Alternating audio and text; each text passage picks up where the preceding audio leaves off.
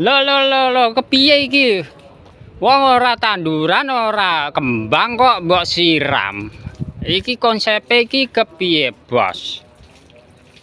Ape ben tukul apa kepiye yo? Cor-coran kok mbok siram. Orane Bos, ben awet. orane iki tanduran sing disiram iki piye iki?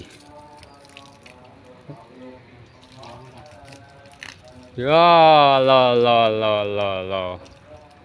Ben tukul apane iki, Bos? Ben mekar apa ben apa? Ben padhet, Bos. Ngene iki kepiye ne? Core disiram.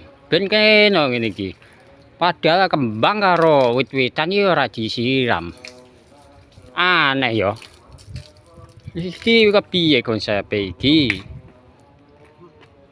Aduh. Piye, Bro? Ngene iki, Bu.